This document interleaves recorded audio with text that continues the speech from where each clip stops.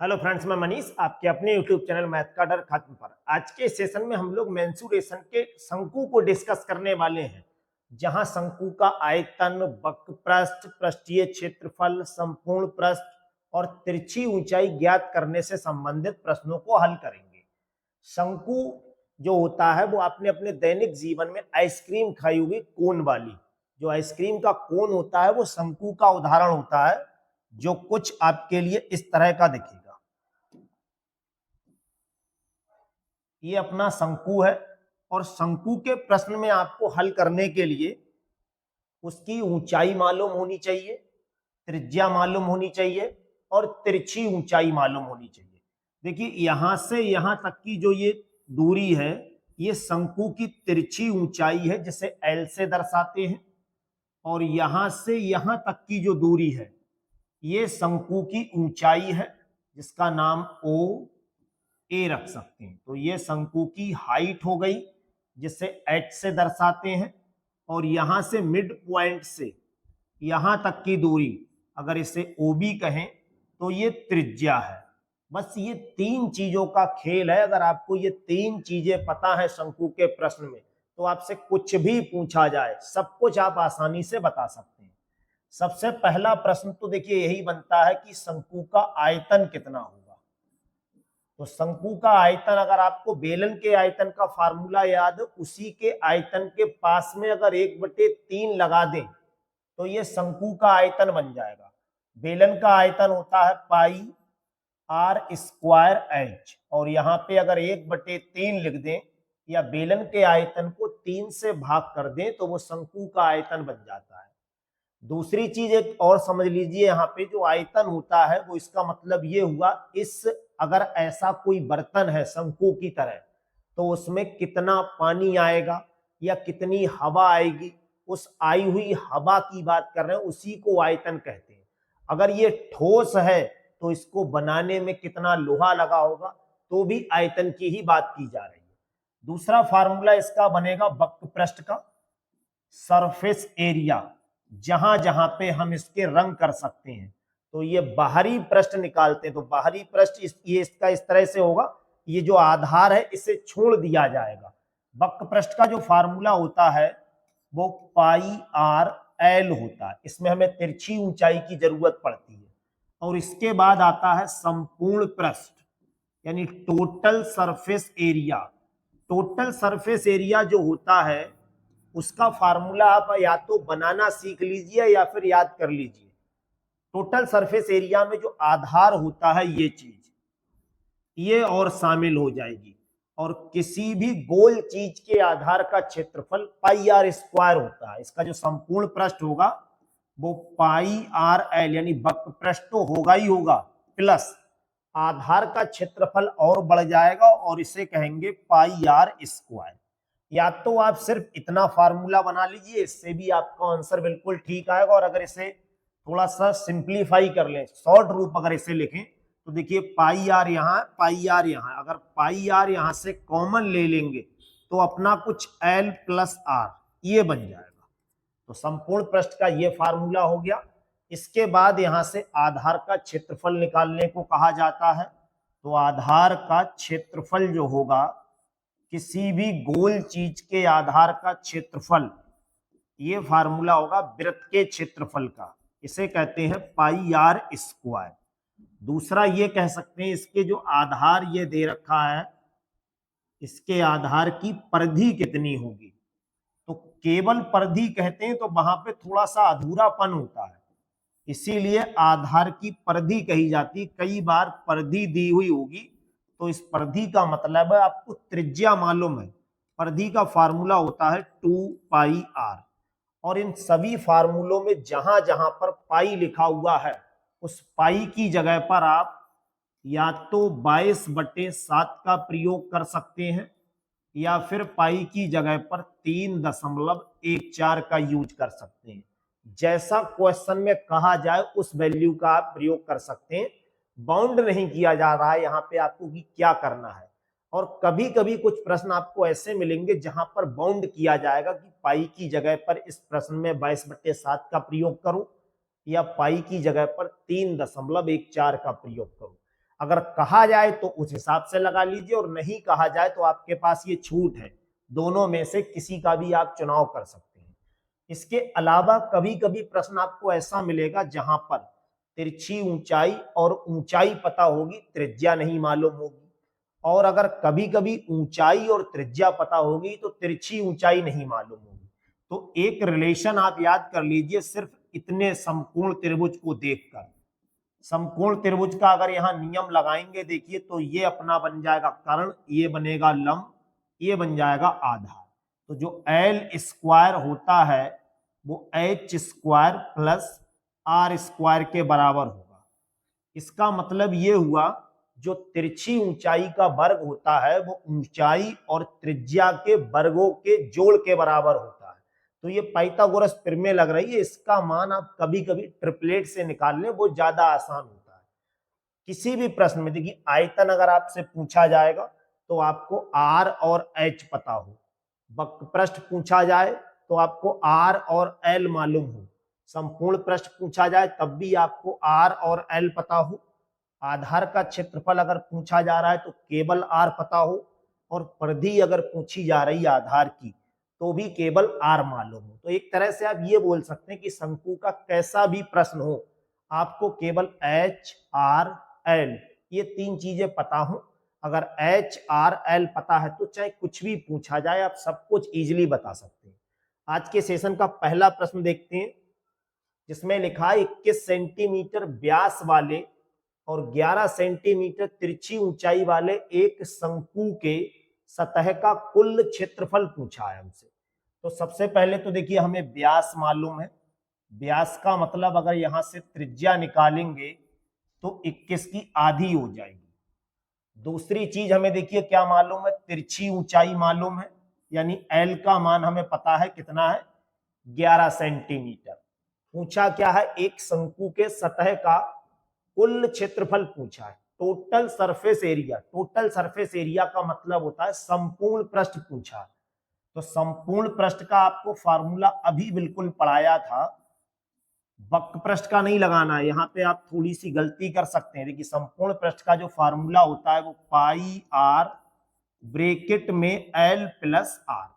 जहां पाई लिखा हुआ है वहां पे 22/7 का यूज कर सकते हैं। ये बात क्वेश्चन में कभी लिखी हुई भी आ सकती है और कभी नहीं भी आ सकती है, तो आप अपने हिसाब से स्वतंत्र हैं, आपको किस चीज का चयन करना है वो आप क्वेश्चन में देख लीजिए। अगर हाँ यहाँ 3.14 भी लगा देंगे तो वैल्यू पे कोई इफेक्ट नहीं पड़ेगा, बस पॉइंटों का हेर फेर रहता। मान लो आपका आंसर कभी 711 आ जाएगा तो हो सकता है फिर 711.01 आए, वो आप बाई ऑप्शन देख लीजिए, क्योंकि यहाँ कहा नहीं है कि क्या लगाना है। बाकी दूसरा तरीका ये समझ लीजिए, अगर ये जो वैल्यू हमें दे रखी है इनमें से कोई सी भी वैल्यू 7 से अगर कट रही, क्योंकि पाई का मान 22/7 होता है, तो 7 से अगर वैल्यू कट रही तो 100% फिर 22/7 ही यूज करो, या फिर क्वेश्चन में कहा हो कि किसका यूज करना है तो फिर आप उस चीज का यूज करें। आर की जगह पे अपने लोगों को क्या लगाना है, देखिए आर की वैल्यू दे रखी है 21/2, और एल की जगह पे क्या लगाएंगे, तिरछी ऊंचाई 11 दे रखी है, और इस आर की जगह पे हम लगा देंगे 21/2। अगर इसे कैलकुलेट करेंगे, देखो इस 7 से ये कैंसिल करेंगे तो ये 3 पर जाएगा, इस 2 से अगर इस 22 को कैलकुलेट करेंगे तो फिर ये 11 पे जाएगा।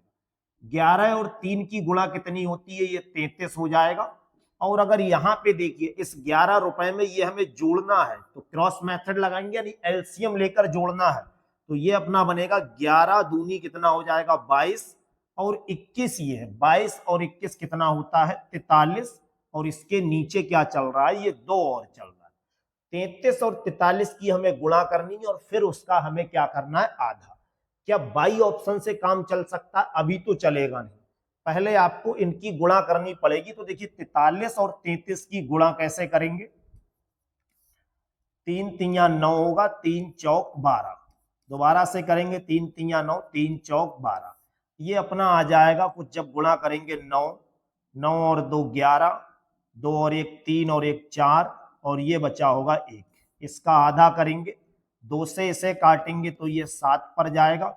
1419 का आधा अगर करेंगे तो आपको सीधे सीधे पता है, अगर ये 1420 होता तो 710 आता। अब 709.5 5। अपना तीसरा ऑप्शन बिल्कुल सही होगा। अगला क्वेश्चन, जहां 9 सेंटीमीटर तिरछी ऊंचाई, इसका मतलब ये मान किसका दे रखा है, एल का। एक शंकु के वक्र सतह का क्षेत्रफल 99 है, तो इसका व्यास हमें बताना है। वक्र सतह का मतलब, अब यहां पे लिखा होता वक्र सतह का कुल क्षेत्रफल, तो ये संपूर्ण पृष्ठ दिया है। केवल वक्र सतह का क्षेत्रफल दिया है, तो ये केवल कर्व्ड सरफेस एरिया दे रखा है। इसका मतलब ये वक्र पृष्ठ का फार्मूला लगेगा, जो दे रखा है उसी का आप फार्मूला लगाएंगे और आंसर लाएंगे। वक्र पृष्ठ दे रखा है 99 का, जबकि हमारे हिसाब से वक्र पृष्ठ होता है पाई आर एल, और बराबर में कितना है, 99। इस पाई की जगह पे देखिए 22/7 का प्रयोग करेंगे, आर हमें बताना है, और एल की जगह पे 9, बराबर में दे रखा है 99। इस देखिए अगर 9 से 99 को काटेंगे तो ये 11 पे जाएगा, और 11 से अगर 22 को काटेंगे तो फिर ये 2 पर, ये 2/7 बचेगा और आर बचेगा, और बराबर में यहां बचा होगा 1। इस 2/7 को अगर यहां से हटाएंगे, क्योंकि हमें आर की वैल्यू बतानी है, तो वो कहां आ जाएगी, गुणा में है। कोई संख्या जब यहां से उठाकर इधर लाते हैं तो वो पलट जाती है, ये 1 के पास आएगी तो 7/2 बन जाएगी। 1 कहां गया होगा, 1 की इससे गुणा हो गई होगी, और 7/2 का आधा होता है, यानी 7 रुपए का आधा, 3.5। पहला ऑप्शन बिल्कुल सही है। अगला क्वेश्चन, जहां 24 सेंटीमीटर ऊंचाई का एक शंकु है, यानी h का मान कितना है, 24। इसका आयतन दे रखा है, तो हमसे क्या पूछा है, वक्र पृष्ठ पूछा है। आयतन का अगर फार्मूला अपने लोग लगाएंगे तो 1/3, पाई की जगह 22/7, आर स्क्वायर ऐसे ही, और h की जगह पे 24, और बराबर में लिखेंगे 1232। देखिए इस अगर 3 से इस 8 को काटेंगे तो ये जाएगा, 24 को काटेंगे 8 पर, और इस 8 से अगर इसे काटेंगे, देखिए 8 एकम 8 होगा, 4 बचा, 8 पंजे 40, 3 बचा, 8 चौक 32, और इस 154 को अगर 22 से काटेंगे तो ये अपना जाएगा 7 पर, यानी यहां आर स्क्वायर के नीचे क्या चल रहा है, 7, और बराबर में 7। इसे अगर यहां लाएंगे तो 7 और 7 की गुणा 49 होती है। आर की वैल्यू यहां से डायरेक्ट कितनी आ जाएगी, 7। जबकि हमसे क्या पूछा है, वक्र पृष्ठ पूछा है, और आप जानते हैं जो वक्र पृष्ठ होता है उसका पहले फार्मूला आप याद कर लीजिए, पाई आर एल, यानी आर और एल अगर आपको मालूम है तभी आप क्वेश्चन में आगे बढ़े, वरना आप वहीं पे रुके रहे। एच तो ये रहा, आर ये रहा। एक रिलेशन आपने पढ़ा है, एल स्क्वायर बराबर H square plus R square. तो एच की जगह 24 ये क्वेश्चन में दे रखा है, आर की जगह 7। 24 का वर्ग 576, 7 का 49, इसे या डायरेक्ट बोल दीजिए 24 और 7 का ट्रिपलेट 25 होता है। और जैसे ही यहां देखिए, ये ट्रिपलेट अगर आपको याद है तो ये पूरा सीन करने की जरूरत नहीं है, इतनी लंबी पिक्चर बनाने की कोई जरूरत नहीं है, डायरेक्टली बता सकते थे 24 और 7 का ट्रिपलेट 25 होगा। पाई की जगह पे 22/7 का प्रयोग करेंगे, आर की जगह पे 7 और एल की जगह पे 25। इस 7 से ये 7 कैंसिल होगा, 25 दूनी 50, और 25 दूनी 50, और 5 55, 550। दूसरा ऑप्शन बिल्कुल सही होगा। मेंसुरेशन के जितने टॉपिक हैं, इनके जितने भी प्रश्न हैं बहुत इजी होते हैं, केवल आपको बस थोड़ा सा इनकी कैलकुलेशन पे ध्यान रखना और कुछ भी नहीं करना होगा। दो शंकुओं के वक्र पृष्ठ के क्षेत्रफल का अनुपात दे रखा है, उनकी तिरछी ऊंचाइयों का अनुपात भी हमें मालूम है, त्रिज्याओं का अनुपात हमसे पूछा है। तो पहले का वक्र पृष्ठ और दूसरे का वक्र पृष्ठ, इसका अनुपात का मतलब है हम इसे कुछ ऐसे बटे में लिख सकते हैं। कभी भी रेशियो को आप फ्रैक्शन में लिखना चाहें तो ऐसे लिख सकते हैं, 1:4 दे रखा है तो हम इसे 1/4 लिख सकते हैं। पहले का जो वक्र पृष्ठ होगा वो पाई आर एल होगा, लेकिन पहला है तो ये पहली त्रिज्या और पहली तिरछी ऊंचाई, और दूसरा है तो हम यहाँ पे पाई R2 और L2 लगा सकते हैं, बराबर में 1/4। इस पाई से पाई कैंसिल हो जाएगा। यहाँ पे ऊंचाइयों का ये दे रखा है, तो अगर इस L1 और L2 की बात करें, आप यहाँ पे देख लीजिए L1 और L2 में जो अनुपात दिया है वो 2:1 का है। तो L1/L2, L1 की जगह 2 लिख सकते हैं और L2 की जगह पे क्या लिख सकते हैं, 1। जब ऐसा करेंगे तो इधर बचेगा अपना R1 और L1 की जगह पे तो 2 लिख ही रहे हैं, नीचे बचेगा R2, L2 की जगह पे 1 लगा दे रहे हैं और बराबर में 1/4। ये 2 हटाएंगे यहां पहुंचेगा, ये 1 हटाएंगे तो यहां R1 और R2 बराबर अपना बन जाएगा 1/8, और इसे अगर कुछ रेशियो में लिखें तो 1:8 अपना आंसर आ जाएगा। तीसरा ऑप्शन बिल्कुल सही होगा। अगला क्वेश्चन, जहां दो शंकुओं के आयतन का अनुपात दे रखा है, तो इसका मतलब पहले का आयतन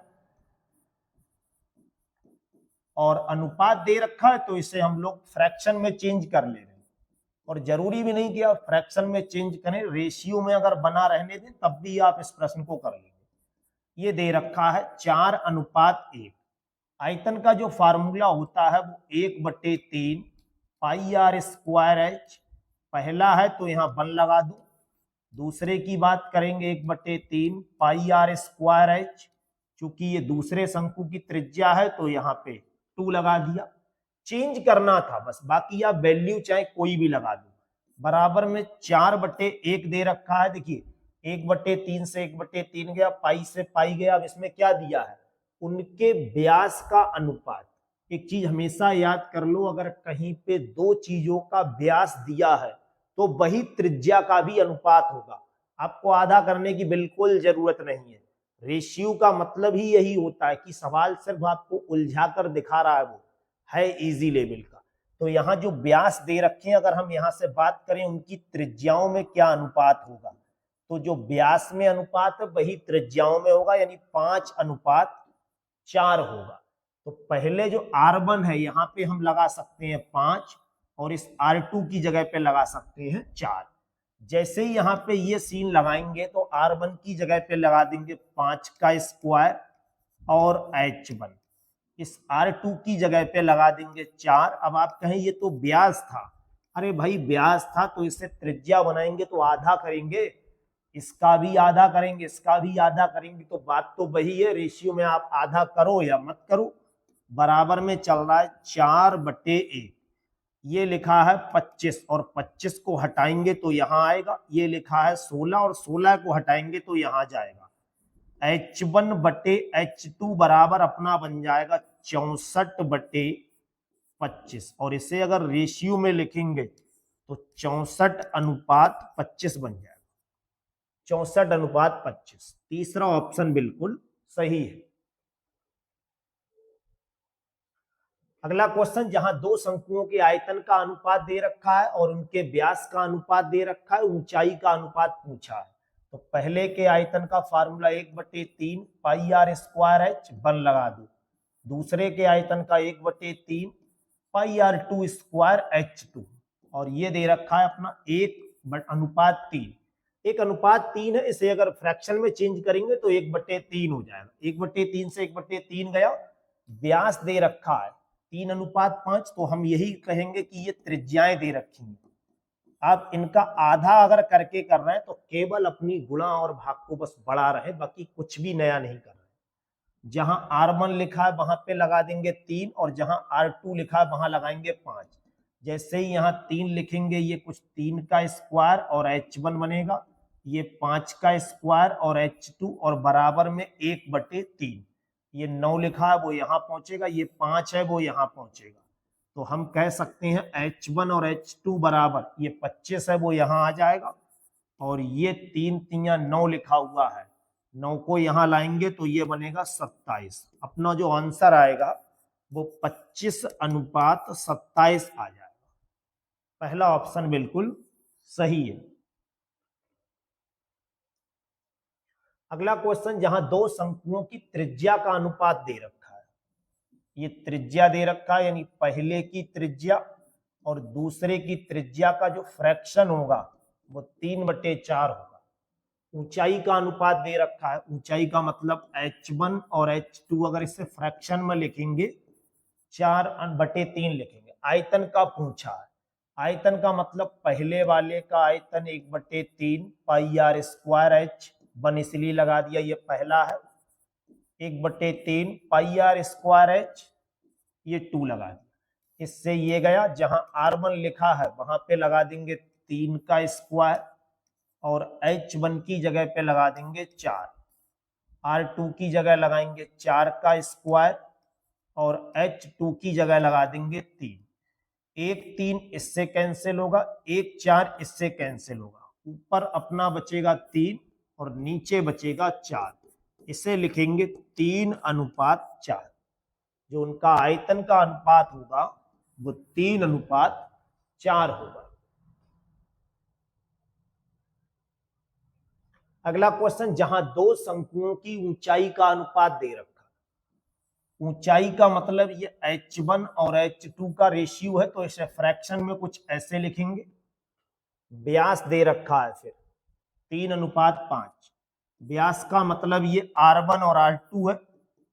एक चीज हमेशा याद कर लीजिए, कहीं पर भी अगर व्यास दे रखा है अनुपात में यानी रेशियो में, तो वही त्रिज्याओं का अनुपात होता है। आप उसे आधा मत कीजिए, वैसे आपने ये फार्मूला अच्छे से पढ़ा है कि त्रिज्या जो होती है वो व्यास की आधी होती है, लेकिन रेशियो में आप आधा करेंगे तब भी तो वही बात रहेगी। तो ये जैसे कहीं पे मान लो 3:5 लिखा है, अब मैं इसमें अगर 2 से गुणा कर भी दे रहा हूं तो यहां भी 2 से गुणा कर दे रहा हूं, कोई फर्क नहीं पड़ा, ये अब भी 3:5 ही लिखा है। तो इसके नीचे अगर 2 लिख दें इस तरह से, तो ये अभी भी 3:2 ही 3:5 ही तो लिखा है। तो ऐसे काम से फायदा ही क्या कि आप कर भी रहे हो, कुछ हो भी नहीं रहा है, तो इसका मतलब करो ही मत फिर। तो r1 और r2 का मान 3:5 है, तो इसे 3/5। दोनों के आयतन का अनुपात पूछा है, आयतन का मतलब 1/3 पाई आर स्क्वायर h, इधर 1/3 पाई आर स्क्वायर h। ये पहले के लिए है तो 1 लगा दो, ये दूसरे के लिए है तो ये 2 लगा दो। ये तो आपको केवल समझाया, इसे यहां से हटा दो। 1/3 से देखो 1/3 कैंसिल होगा, r1 की जगह पे क्या लगा देंगे 3, यानी 3 का स्क्वायर और h1 की जगह लगा देंगे 1। r2 की जगह पे क्या लगा देंगे 5 का स्क्वायर और h2 की जगह पे लगा देंगे 3। इस 3 से देखिए ये 3 कैंसिल हो जाएगा, ऊपर बचेगा 3 और नीचे बचेगा 25। इसे लिखेंगे 3:25। पहला ऑप्शन बिल्कुल सही है। अगला क्वेश्चन देखते हैं, जहां एक शंकु की ऊंचाई 4 गुना हो जाए और त्रिज्या 2 गुना कर दी जाए तो उसके आयतन का अनुपात बताना है। देखिए 2 कंडीशन है यहां पर। पहले एक शंकु है नॉर्मल सा, फिर उसकी ऊंचाई को 4 गुना कर रहे हैं और त्रिज्या को 2 गुना कर रहे हैं। ये कंडीशन बनानी है, आप इसे कई तरह से कर सकते हैं। तो ये तो हो गई पहली कंडीशन और ये हो गई दूसरी कंडीशन। पहली कंडीशन में h और r की बात, चूंकि आयतन है तो इन दोनों की बात होगी। दूसरी कंडीशन में h और r में क्या हो रहा है, पहली कंडीशन में कहा है एक शंकु की ऊंचाई 4 गुना हो जाए, यानी 1 रुपए अगर है तो उसे 4 कर दे रहे हैं। फिर क्या है, त्रिज्या 2 गुना कर दें, यानी त्रिज्या अगर 1 रुपए है तो इसे 2 कर दे रहे हैं। तो अगर ऐसा कर रहे हैं तो उनके आयतन का अनुपात कितना होगा, सीधी सी बात बढ़ जाएगा। पहले वाले का आयतन जो भी हो यानी 1 ही यूनिट रहा होगा। अच्छा आप कहें यहाँ पे 2 मान के क्यों नहीं कर रहे, अरे भाई 2 मान के करोगे तो ये 4 गुना करेंगे तो 8 हो जाएगा। आप कहें 100 मान के करो तो ये 400 हो जाएगा। आप कहें 15 मान के करो तो ये 60 हो जाएगा। आंसर सबसे बराबर आएगा। लेकिन ऐसा करके आप क्या साबित कर लोगे, यही साबित करोगे ना। फिर दूसरा बच्चा कहेगा हम 17 मानेंगे, तीसरा उस्ताद निकलेगा वो कहेगा हम 18 मानेंगे। तो इसीलिए केवल जो डिजिट आपका मानो वो डिजिट मान के, सबसे अच्छा तरीका आप x मान के कर लें, वरना 1 मानेंगे इसमें आपको गुणा भाग बिल्कुल नहीं करनी होगी। इस कंडीशन में अगर अपने लोग आयतन निकालेंगे तो फार्मूला बनेगा 1/3 पाई आर स्क्वायर और एच, रेशियो निकाल रहे हैं। दूसरी कंडीशन में फार्मूला बनेगा 1/3 पाई, आर यहाँ पे 2 है और एच यहाँ पे 4 है। 1/3 पाई से 1/3 पाई कैंसिल हो जाएगा, इधर बचा होगा 1 और इधर बचा होगा 4 ये और 4 ये, 16। 1:16 अपना आंसर होगा। यही क्या है इसका तीसरा विकल्प बिल्कुल सही है। तो इस तरह से आज के सेशन में आप लोगों को शंकु के बहुत अच्छे अच्छे प्रश्न कराए गए थे। ये सभी क्वेश्चन आप अच्छे से तैयार कर लीजिए, हर एग्जाम में इस टाइप के क्वेश्चन आते हैं और खासतौर पर ये रेशियो वाले तो जरूर आते हैं। इसके किसी भी क्वेश्चन में अगर आपको कोई डाउट हो तो आप कमेंट सेशन में जरूर बताइएगा। बाकी अगर किसी भी छात्र को या किसी भी बच्चे को किसी अपनी पसंदीदा क्वेश्चन को हल कराना है तो वो हमारे टेलीग्राम चैनल मैथ का डर खत्म पर उन क्वेश्चनों को सेंड करे, उसके क्वेश्चन की पीडीएफ फाइल बनवा के अगले दिन उसका सॉल्यूशन करा दिया जाएगा। आज का सेशन आपको कैसा लगा ये आप कमेंट सेशन में जरूर बताइएगा। Thank you.